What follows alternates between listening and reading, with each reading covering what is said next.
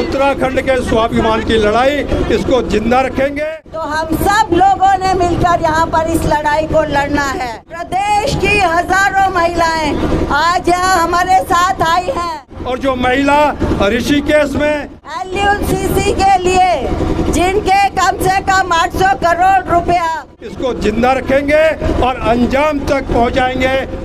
वो सभी महिलाएं भी आज हमारे समर्थन में यहाँ आई हैं। अगर आशीष नेगी और आशुतोष नेगी को सरकार ने बरी नहीं किया,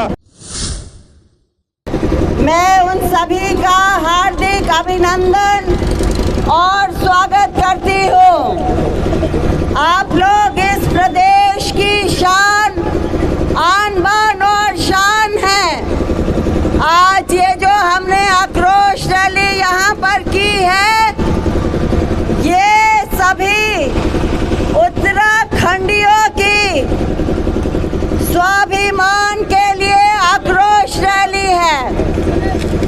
आप लोग देख रहे हैं पिछले 25 वर्षों में इस प्रदेश को, जो एक पहाड़ी प्रदेश की कल्पना की थी, क्या ये पहाड़ी प्रदेश जिस स्वरूप में हमने मांगा था, ये उस स्वरूप में हमें मिला? क्या मिला? ये बहुत ही गंभीर विषय है। आप सभी लोगों को चिंतन करना पड़ेगा। आप देख रहे हैं प्रदेश में किस प्रकार से जो भी व्यक्ति आवाज उठाता है उस पर झूठे मुकदमे लगाकर सरकार उनको जेल में डाल देती है। आज उत्तराखंड क्रांति दल के 2 युवा नेता पिछले 12-14 दिन से जेल के अंदर हैं। क्या हम अपने हक नहीं मांग सकते हैं? जब अपने हक मांगे जाते हैं तो सरकार उनको जेल में डाल रही है। मैं आप सभी का धन्यवाद करती हूँ, जो लोग यहाँ पर आए और जो लोग हमें पूरे प्रदेश, भारत में और विदेशों में भी समर्थन दे रहे हैं। उन सभी का बहुत बहुत धन्यवाद। आप हमारी स्ट्रेंथ हैं और हम आपसे यही उम्मीद करते हैं कि आप जहाँ पर भी हैं, आप ये समर्थन कीजिए। ये हमारी एक व्यक्तिगत लड़ाई नहीं है, ये किसी पार्टी की लड़ाई नहीं है, ये उत्तराखंड की लड़ाई है। और इस उत्तराखंड की लड़ाई में जो भी उत्तराखंडी है, जो यहाँ का मूल निवासी है, जो यहाँ पैदा हुआ है, ये उन सब की लड़ाई है। तो हम सब लोगों ने मिलकर यहाँ पर इस लड़ाई को लड़ना है। और आज हमारी बेटियां सुरक्षित नहीं हैं, हमारे बच्चे सुरक्षित नहीं हैं, हमारे बच्चे नशाखोर हो गए हैं, या भूमाफिया का पूरा कब्जा हो चुका है और यहाँ पर खनिज संपदा को बेचा, लूटा, खसूटा जा रहा है। तो ये लड़ाई उन्हीं सभी मुद्दों पर है। और आज आपने देखा है प्रदेश की हजारों महिलाएं आज यहाँ हमारे साथ आई हैं। LUCC के लिए जिनके कम से कम 800 करोड़ रुपया सुना है ये इनका लूट लिया गया है, वो सभी महिलाएं भी आज हमारे समर्थन में यहाँ आई हैं। तो हम सबको ये लड़ाई एक साथ से लड़नी है। और अब मैं अपने कार्यकारी अध्यक्ष श्री आनंद जुयाल जी का कि आप हमारे लोगों का यहाँ पर वेलकम करें। जुयाल साहब। उत्तराखंड संपूर्ण प्रदेश का आक्रोश अपने अंदर समेटे हुए यहाँ पर उपस्थित तमाम जांबाज साथियों, करोड़ों रुपए की अवैध संपत्ति अर्जित करी और आज उसने पूरे पहाड़ के लिए अपमानजनक शब्दों का प्रयोग किया। उसके बावजूद भारतीय जनता पार्टी की सरकार इनके आला कमान ने उसके खिलाफ कोई कार्रवाई नहीं करी और इसको पहाड़ बनाम मैदान का रूप दिया जा रहा है। हम स्पष्ट कर देना चाहते हैं कि उत्तराखंड और उत्तराखंडियों का स्पष्ट मानना है जो कि इस राज्य की परिधि में चाहे गुरुकुल नारसन हो चाहे पर्वतीय क्षेत्र का अंतिम छोर हो, इस परिधि में रहने वाला हर एक व्यक्ति पहाड़ी है, क्योंकि यह पर्वतीय राज्य है। भारतवर्ष के पर्वतीय राज्यों में गिने वाले राज्य में जो भी नागरिक है वो पहाड़ी है, और अगर उसको पहाड़ी शब्द से किसी को पीड़ा होती है तो हर आदमी को पीड़ा होनी चाहिए।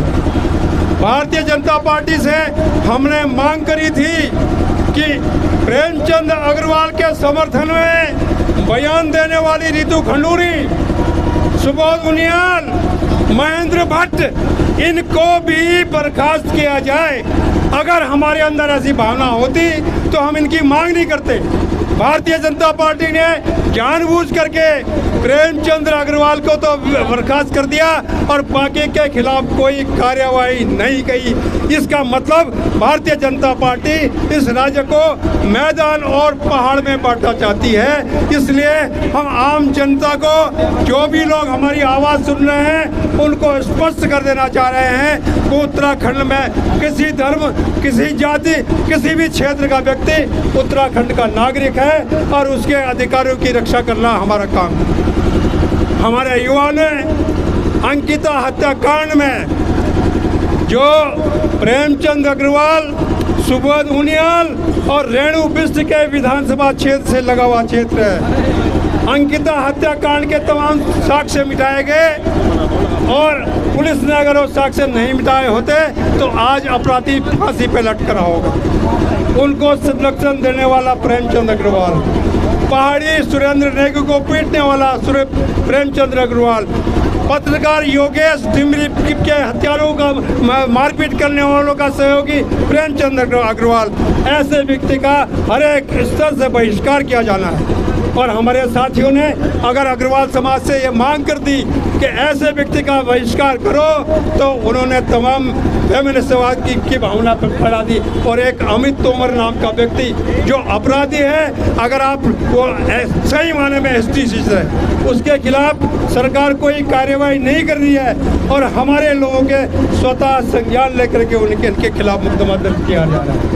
और शर्मनाक बात यह है कि पुलिस वाले स्वयं कह रहे हैं कि हमको ऊपर से दबाव है। अगर ऊपर से दबाव है तो तुम इस नौकरी के लायक नहीं हो, इस्तीफा दे दो। अगर तुम इंस्पेक्टर हो, SP हो या IG हो, अगर तुम दबाव में काम कर रहे हो तो तुम इस पद के लायक नहीं हो, इस्तीफा दे दो। और अगर स्वतः संज्ञान लेने वाली बात है तो अमित तोमर के वीडियो का भी स्वतः संज्ञान है। जो व्यक्ति सर्व समाज का अध्यक्ष यहाँ पे पहाड़ मैदान की लड़ाई को आग दे रहा है, उसके खिलाफ भी स्वतः संज्ञान लो। और जो महिला ऋषिकेश में धमकी दे रही है कि हम पहाड़ के लोगों को भूखा मार देंगे, इन लोगों को भी स्वतः संज्ञान लेकर के उनके खिलाफ कार्यवाही को, इन मांगों को लेकर आज हम आक्रोश रैली के माध्यम से विधानसभा और मुख्यमंत्री के आवास का घेराव करेंगे।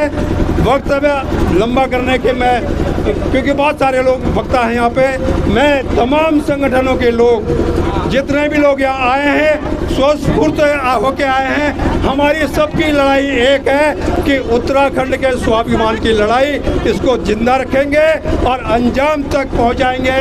अगर आशीष नेगी और आशुतोष नेगी को सरकार ने बरी नहीं किया, सरकार को बल्कि घुटने पे आकर के उनके मुकदमे वापस लेने चाहिए।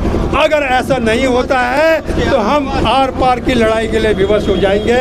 मैं तमाम संगठनों के साथियों का, यहाँ पर जितने भी लोग, क्योंकि मैं नाम वाइज मैं उनके नाम लेने में समर्थ नहीं हूँ, जितने लोग हैं उनको उत्तराखंड की ओर से, अपनी ओर से बहुत बहुत धन्यवाद देता हूँ, उनका आभार प्रकट करता हूँ और अपनी वाणी को विराम देता हूँ। धन्यवाद। जय भारत, जय उत्तराखंड।